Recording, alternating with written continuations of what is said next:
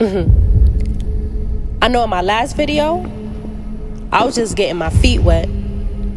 I was coming out of everything that I was going through. I was just growing. I was just learning.